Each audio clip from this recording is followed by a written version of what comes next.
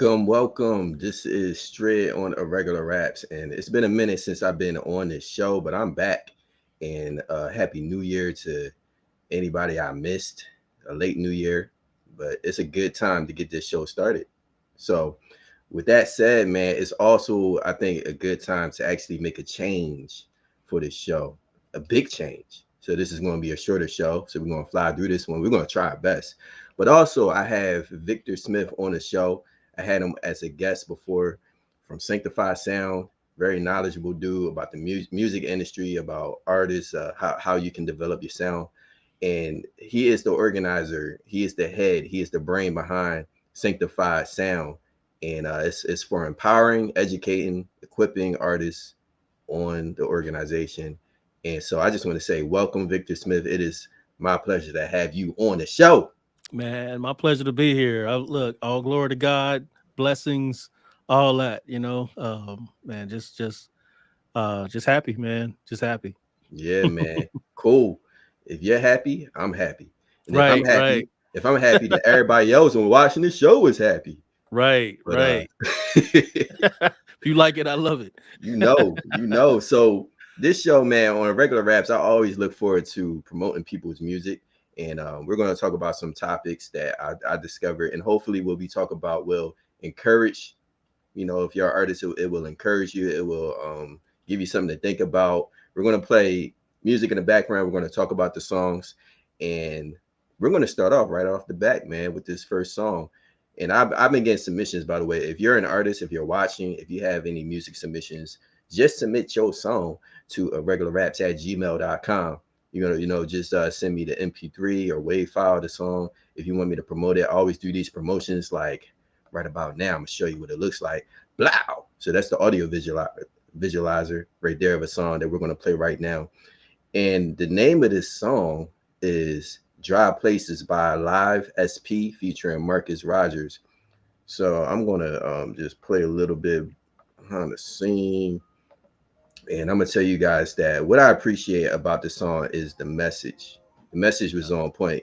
And Yeah. also, there's a lot of hard points on this song in regards to the message. I wonder when I was listening to it, I wondered if this is a type of song that could be kind of like offensive to people listening, like mainly Christians who maybe have a sense of mindset where they want to have more of a comfortable Christian lifestyle. That's what I thought about when I heard this song. But that's what I mean about the message. They give you like some Yeah. truths that's going to hit you in the core. And I love the production of this too. So when you heard this song, Victor, what you think about it? Man, bro. Um, when I first, so I'm giving, I guess, a first impression because I didn't get a chance to kind of, just dive in and study it and everything. It's like, like I do music. But when I first heard this song, man, I loved it. I loved it. It was one of those songs because I'm a sucker for ballads, So song that's slow and kind of meaningful, heartfelt, that type of stuff. Like that'll make me, back when people were buying CDs, that song would make me buy your album. You know what I mean? So when this one came on, it hit me like, oh man, I love it already. The track, everything. The message was hard hitting. What I loved about this song, as far as the lyrics were concerned, was um I want to see this live. Mm, I want to see the reaction of the people who you're talking to and how you present it. It made me like, yo, it hits you with a hard truth, but I'm like, yo, I want to see it hit folks. You know what I mean? yeah, Because it should be out there in people's faces, like, this is the church, exactly what Jesus did. It's like explaining who the church was. And so that's what I really I loved about this song. Production was great. Um, man, it was hitting on all cylinders. yeah. Um, I really appreciated this one. Yeah, and I like the arrangement of the song too. I think you said that the arrangement, Yeah, man, is the structure of the song. You got verses, you got hooks, chorus, bridge. So this was yeah, straightforward, but I say arrangement on this song too because you can hear the singer with the hook right, right. and something about the sing. I mean, the singing was good. It was really Yeah, good. So this now my first impression as far as the singing was concerned was it it was borderline brash. Mm, You know, like it it came out of nowhere. But it was like it was the right hook. But I thought a little bit more could be there to kind of support it. You know what I mean? But I understand it made me understand like how John the Baptist felt. Like a crying out in the wilderness. yeah, Type of deal. yeah, The dry places you're screaming out in the wilderness, like these dry places. Coming to this water. mm, Let the rain fall. Um, it yeah, but like I said, my first impression, but as it went on, I was like, oh yeah, okay, I get it now. Yeah, yeah. And this is the singing part right here. yeah. I am curious of what you think too of this singing part because I remember when I presented you with a song, you was like, you should put some layers on it because man, like high octaves, harmonies. Because man, when people listen Yeah. to it, it's like candy to your ears. Do you feel like this needed that for the vocals for the singing I don't part? I don't think it would have hurt. I think it Yeah. would have it would have helped to kind of, really um like I said, support. Mm-hmm. But it could have took it to a whole different level. Yeah. One of the things that I understand about music, having doing it and being around it all my life is that there's a climax to a song. Every song should be building towards a climax. And for me, this one almost got there, but I think would have really hit that boom moment towards the latter middle, close to the end part, the climax moment, if it would have had some harmonies, supporting the dry places, and some ad libs or something like that kind of really express the pain. You know what I mean? Yeah. Yeah. Yeah. So I think that if anything, I mean the song is good. Mm-hmm. Song is really good. But like I said, I just thought that would have like took it over the top. But Yeah. like I said, I really love the song. Cool, man. So we got another song right here. Mhm. The name of this song is "Off the Block" by Blaine, featuring Trent Soldier for Jesus. And I was thinking about playing my audio visualizer, but I found a music video, which I think would be good to Oh, watch. So let's take a quick look. Maybe you won't play the whole. I don't know. We can talk about it while it's playing. right. All right, here we go. I didn't see this. There you go. Blaine. Move the word. Trent, man. What's up, bro? What's happening, bro? Finna hit the block. Tell them about Jesus. I know the devil finna be pissed off. I'm going all in. I called upon thy name, O Lord, out of the low dungeon. Thou hast heard my voice. Hide not thine ear at my breathing, at my cry. Persecute and destroy them in anger from under the heavens, O Lord. In Jesus' name. Move it! Crush the head of my enemy. Crush the head of my enemy, Lord. I'm standing firm on the rock, real talk. Drive the devil out the block, I ain't playing, bruh. Yeah, crush the head of my enemy. Crush the head of my enemy, Lord. I'm standing firm on the rock, real talk. Drive the devil out the block, we ain't playing, huh? This is a pandemic, and I done ran in it. I promise God ain't finished. His word is never diminished until my body's replenished. I'm in the trenches, I ain't riding the fences. In attention, I come relentless like Dennis the Menace. Up in the devil's set, get respect. Let them know I'm here, stand clear. I got no fear, and if I do, it's for the one that sent me here. Stomp a mud hole in his rear, cause he's falling like a tear. Man, this is my year. See the vision so clear. I shout and I cheer. Salvation's very, very near. Turn for your guys, homie, pick up your cross. Here's the fourth quarter, bruh, and I ain't taking the loss. I ain't going out like that, overcoming the attack. Till the devil get cracked and get smacked. I had enough of that. Move the word is the squad, and we ain't looking back. Hand to the plow. Messiah's coming soon, and every knee will bow. Ow. I'm a different kind of species. Bowser balls go to the flies covered in feces. I crushed the head of the enemy. I'm stomping on the serpent. I'm a soldier for Jesus. I'm a gangster. God's army. I told Satan he can't have me. So don't even bother. I follow Jesus to the end and do the will of the Father. Man, I'm gonna preach the gospel until I get martyred. I'm going high with Jesus and the devil. He can't stop me. I told him cancel his plans, cause his plans ain't working. I say the name of Jesus and all them demons start squirming. Man, them demons be... All right, for the sake of time, I'm gonna turn the volume down, man. What you think of this, man? Because we talked about this Yeah, before the we did. show, and the video. I thought the I video. get it. I get it now. Yeah, you get it. You get I get it it. now. The video helps a lot, man. Yeah, but see, video, but yeah, that's go ahead. but that's the thing though. It's like you gotta, like, if your video has to help your song, then that's more of that's an issue. You know what I mean? Like the song is pretty good in itself. It just didn't hit me, like the other one did. But seeing the video now, I understand, the vibe and why it is what it is. It feels like it should be hype, but it's not. It's still chill.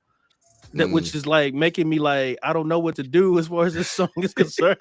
Should I be like, or should I just be chill? Yeah. It's one of those type of songs for me. So it seemed like they really tried to hype it up with the fire behind and the effects. I think they really tried to hype it up, but maybe if they were more hype energetically, had people bouncing more, because I felt like maybe it could have been more hype, in that sense too. But yeah, man, we talked about before the show, we talked about, production. Like, did you think the production was, because to me, I think whoever produced this music, whoever engineered it, I thought did a good job with the dubs behind the vocals. I mean, it wasn't too much. What do you think about the production though? So I'm a little bit more nitpicky when it comes to production. This one, it was good. I definitely found like there was some tone and some definitely some sounds in there that I probably would have stayed away from. But some alignment issues and stuff like that that I was listening to. Like I said, I don't know if this song really found its identity. Should I be hype? Should I be chill? That's pretty much was my, as far as the technical stuff, that that they were trying to accomplish is I understand it, crush the head of the enemy. But matching that with the track felt misaligned. I'm gonna put it that way. So probably had a better track to it. I thought would have been but like I said, seeing the music video now, it makes sense. It reminded me, to be honest with you, like I don't know if you ever heard of this rapper out of Florida. His name's Seven. Yeah, heard of him. It reminded me of that camp, like definitely. that camp.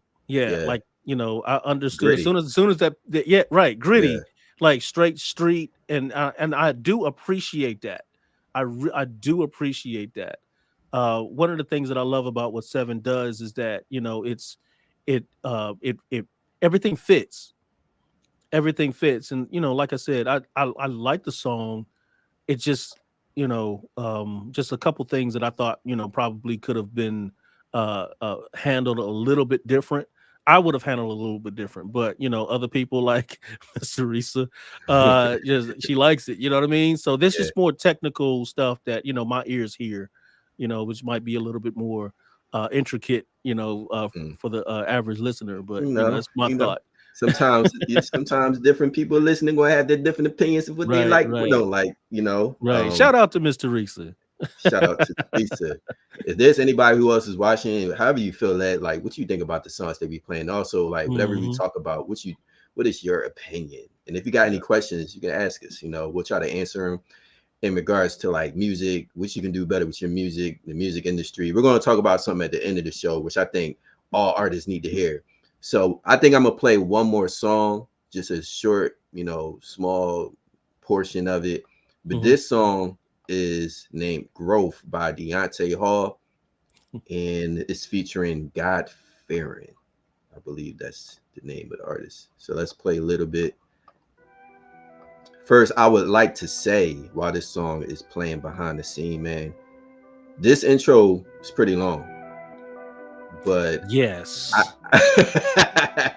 I at the same time I was I like, still liked it as a musician. I appreciated it, but yeah, yeah, it's me pretty too, long. me too. It was very this the instrumental was very instrumental, which is why Right. we probably appreciate Right. it. At the same time, it made me wonder how is this song going to start off because it was so long. But when it came on, the combination to me of the vocal with the instrumental felt really good. That's what struck me the most. The way he used his melodic vocals with it and auto tune, I feel like it fits well. I don't know if this is everybody's cup of tea because you hear like this style of music everywhere where people are humming. Everywhere. Yeah, That was my issue. It was like you're supposed to do that. You know what I mean? yeah, Like, I get it. I appreciate it. I love the lyrics. Um, but that was the thing that caught me. It was just drowning in reverb and drowning in auto tune, which is the standard of what everybody's doing now. But when you hear 400 songs, you know, yeah, a yeah, month of like this style, like I do, it's just like, man, it's kind of just overdone, to yeah, me. yeah. But but it was well made. I like the lyrics. It's a good song. It just falls into what everybody else is doing. I You agree. know. Yeah, Hmm. I agree. I remember in school, man, this teacher he told me, as an artist, you can either be like the rest, but be really good and Hmm. really, really, really good, or Right. you can be unique, and that's how you're going to get more notice. Yeah. Feel like those are two paths you can take as an artist, and I feel like there's a lot of truth to that. So Right. yeah, I feel like if you're following the trend of the music, you're gonna have a lot. It's gonna be harder for people to, discover you as that hot next artist. But Yeah. The thing too is that this is a style that's very easy to accomplish. yeah, It's simple. You just put on the auto tune and you just get in there, just slap some reverb on there, find the key, and you just go. yeah, If you got like a half a piece of melody in there, you can definitely achieve exactly what this is. So yeah, you know um that the popular artists right now, especially in the South, that's literally, you hear that yeah. everywhere in the South. And So so so Teresa says so authentic, right? right. Right. You got to be authentic. You have Yeah, to be authentic. You got to find yourself though, which is so lost now. I don't think artists have been challenged enough to find who you are apart from what everybody feels is popular. yeah, Just because it's popular doesn't mean that it's you. And I challenge artists to find who you are and be fine with it. Be okay with it. Just master mhm, who you are, and the people who love who you are is going to appreciate it. You know. yeah. That's true, man.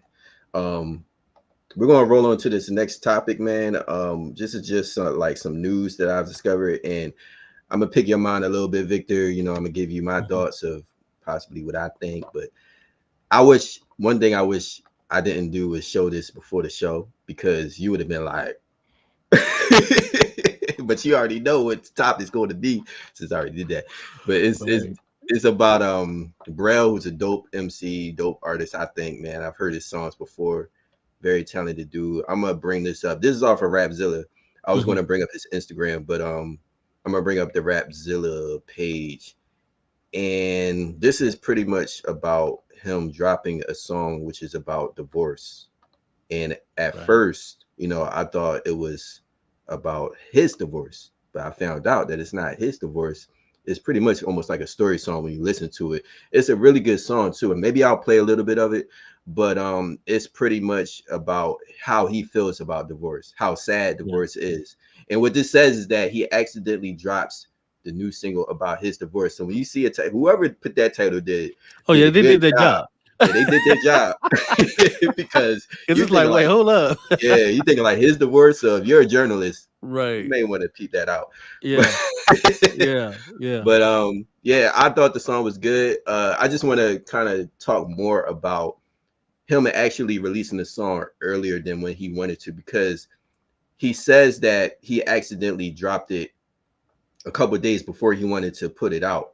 So do you feel like that's a big deal for artists to do that? They accidentally push the date before, the actual release date. Like, say you told people when it was going to be released, but it's put out before the release date. Well, I it depends on what type of artist you are, because you can have a Beyonce that to just drop an album out of the blue and break the internet, right? But you can have, somebody that's trying to establish themselves and try to market in with a package, and something goes wrong, which could potentially mess up your brand. So it depends on where you are, as and what your goals are, as an artist. Are you trying to put are you trying to follow, put the package together? A lot of people are just putting out songs, putting out songs, but they don't put a package together to, to really, hit. And Yeah. when something leaks, which is, I mean, look at what you call it. It's a Marvel movie, Spider-Man No Way Home. Yeah. uh, that was the worst kept secret in Hollywood. You know, all the surprises and stuff like that. Everybody knew about it. So it's hard. It's hard now to keep stuff secret. If somebody has juice on somebody else, it's possible to be leaked. Mm. But if you can control it, that's the best thing to to try to keep it in house. But Mm. sometimes you might hit a wrong button or something like that, and it's just like it's free. But it depends on your status, to where, because I know a lot of beginning artists, you hit that wrong button, nobody knows about it, right? Yeah. But if you're an established artist, then it could actually help sometimes too. With that surprise, it's like, oh wow, the element of surprise. It's hard to have that element of surprise now, but I don't. I honestly don't think that it was intentional. You know. Yeah, yeah. You kind of make me think of like you said, I think it does matter with like what type of artist you are. If you're a Mhm. well-known artist, it can affect you compared to if you're not well known Right. in different ways. But sometimes I also think about artists who surprise people by just dropping the music. They don't even let people know. Like Right. I know like Eminem, he did that. I Hmm. think last year he Right. just dropped it, and Right. nobody Right. didn't expect Right. him to And do nobody that. was looking for it. Yeah. So I was like, in my mind, when I saw him do that, I was like, what does that do to you as an artist? Like, does that help you or does that kind of hurt you? But in a sense, like for me, it's just very surprising. And it makes me like, if I'm a fan of his, it would make me want to like know what this is about, because I Right. haven't, especially if you haven't seen an artist like him put Hmm. something out in a while, then you're like, whoa, Right. you want to But he listen to it. established that credibility, though. Yeah. He established that type of mystique, to where it's just like, anything that he puts out, you're kind of curious about it. You know what I mean? Yeah. Yeah. But if you're a lower tier artist, that you might not have that same effect. Hmm. You might actually be shooting yourself in the foot. So Yeah. So this song, man, Braille, I would say go check it out. Deep song, I don't think I'm gonna read all of this, but when he uploaded it, he said he was I don't know if it's because he uploaded it or because he was, I think it was because he was writing it, but he was mentally drained. And yeah. he said he took 1 to 4 um he rearranged the lyrics over 4 beats, and I guess that's how many times it took for him to find the right beat. So Yeah. that's a lot. It took time. He took No, time with this one. no, that's standard. Standard. Yeah. Wow, that's standard. I No, didn't know that's that. no, but this is what the greats, the Mm, actual professional recording artists do. yeah, They write and rewrite and rewrite. Look, we have a lyric. We might find a melody, and we just put that on the first thing we hear, right? yeah, yeah, And call it a hit. No, you got to sculpt this thing. Yeah. You know what I mean? Like you got to put it. Like I know a song right now. I can't think of the name of the song, but Jamie Foxx was on it. But he was the seventh person that they got in to sing the hook. They were trying to find the right person, and Jamie Foxx was like the seventh person that they got, and he actually was the one that that ended up. Um, they used his audio, but I wonder who was before that. You know, you had to have some heavy hitters before that. But if they're doing it on that level, you know what I mean? Like this is stuff that people don't see. Like you're writing and you're rewriting, and you know you're never happy until Jay-Z. There's a documentary on YouTube where him and Timberland were in the studio. Timberland was finished with the song. Yeah. Jay-Z went in and was like, "No, we got to do this whole thing over again." Yeah. And Tim was like, looking at the camera like, bruh, for real. You know what I mean? So I mean, but like you gotta understand and know what you're going after, and don't stop until you get it. You know, it's not gonna be all perfect every time. So and actually this wasn't him, I don't think, rewriting the lyrics, but I'm glad you mentioned that, because I think as an artist, I think that's good for artists to hear, because sometimes, a lot of times, I think artists would just write their lyrics and rush it and then record it and then be done. Man, I'm not going. But you're talking about as far as the matching it with the track. The beat, it's the same thing. It's the same thing. Yeah, it's just trying to marry and sculpt the music and find, because sometimes it might kind of be there, but maybe we need to look again and look again and look again. I've done that on my projects many times. So, but I know a lot of national artists that do that. Yeah. So, man, y'all, we got a topic real quick. We're gonna try to fly through it, and we kind of on time, Victor. But really, a little okay, bit, let's go. A little bit. But let's go. The topic of the day, y'all, is really about copyright. This stems off of like what I was talking to Victor about, because I recently told him that I joined the record label as a producer, and I appreciate Victor. Actually, he asked me, what's the benefits? What benefits do you have of joining a record label? And I thought about it while I was signing up to join it. But I think record contracts can be a scary thing for a lot of artists. I mean, I take it very seriously, and it takes time for me to look over a contract. And I know, like, for many artists, if you don't understand contracts, you should get a lawyer to try to look over it for you, if you don't understand, so that you can make sure that you're headed in the right direction. But the other thing, man, I watched this documentary by Complex, and the name of the documentary, I would encourage y'all, if you're an artist, just watch it to get some awareness. But I don't think as a Christian artist you have to be as concerned as secular artists. Maybe Victor, you'll correct me on that. But this documentary is named Record Label: The Biggest Scams, and it's just talking about all the scams that artists run into. And a lot of times they run into these scams because they don't take time to look at contracts. And record labels will take advantage. People don't read. That's exactly right. And record labels will take advantage of that because they know that artists don't read. So know what you're reading, and read the contracts. I think, man, what would you say artists should first consider before joining a record label? Should it be like the contract? What should they think about before joining the record label? Well, the contract, the whole purpose of a contract is just to make sure that you're friends at the end of the deal.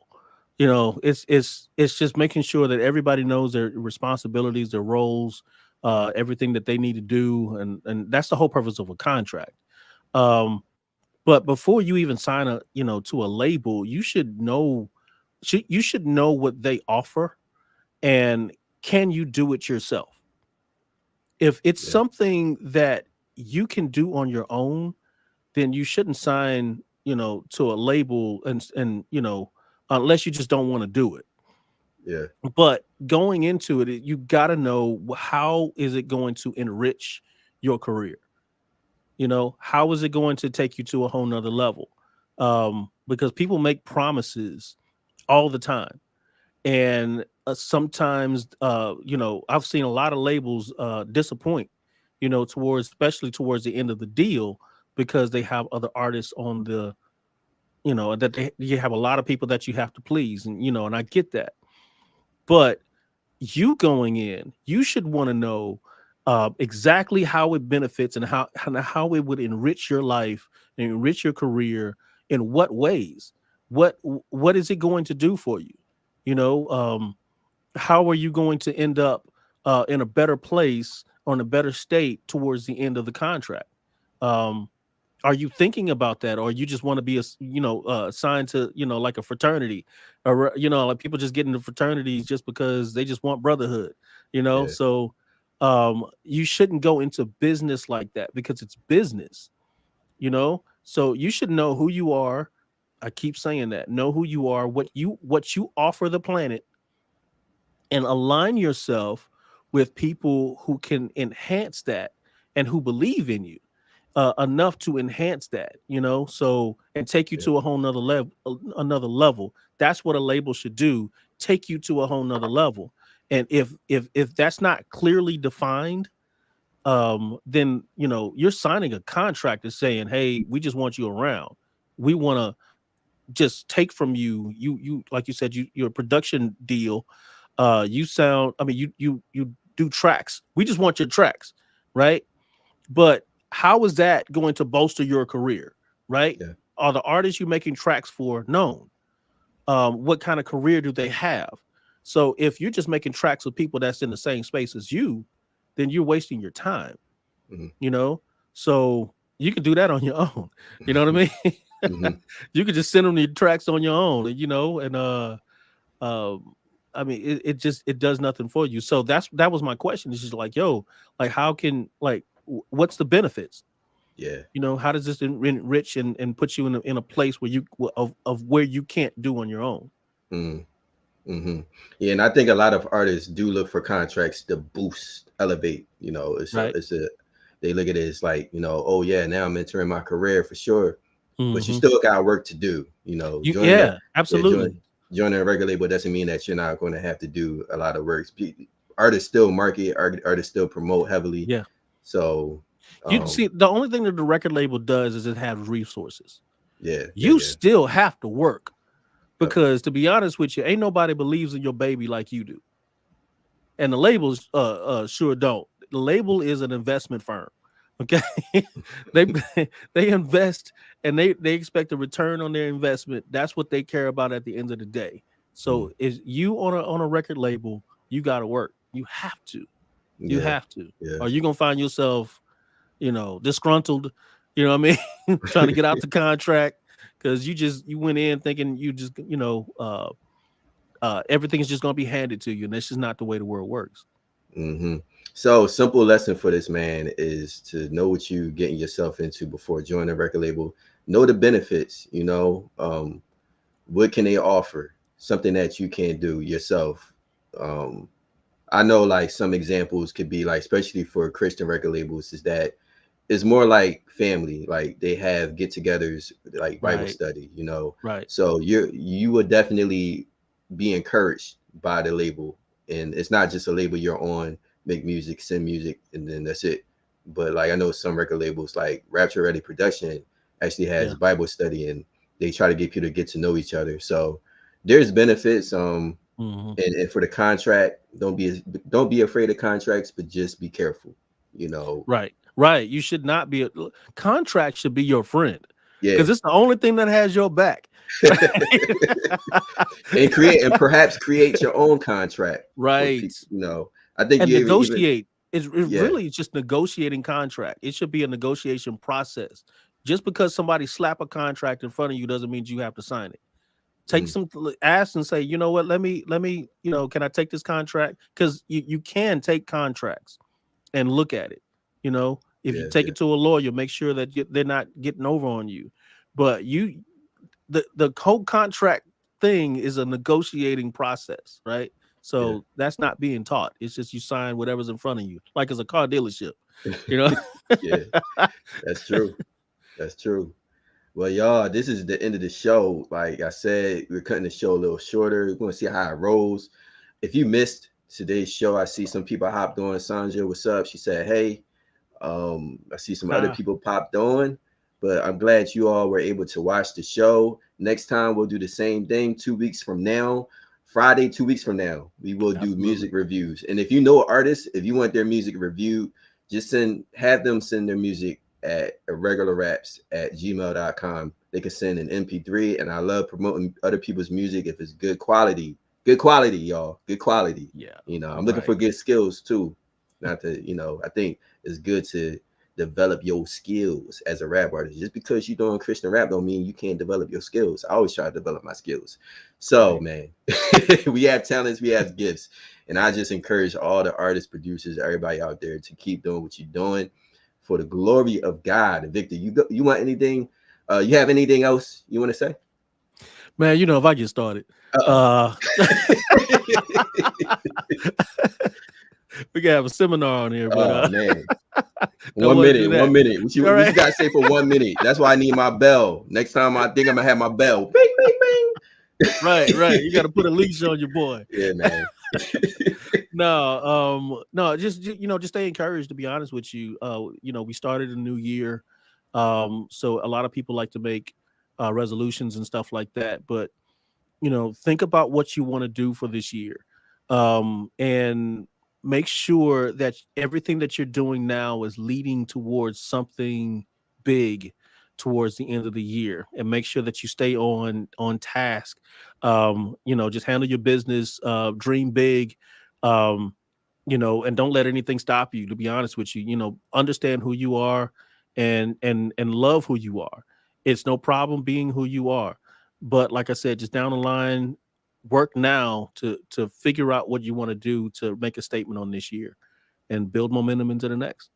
Love it. Y'all heard it from the man, Victor Smith. Yeah. So we out, y'all. Appreciate y'all tuning in. Irregular Raps. Till next time. God bless y'all.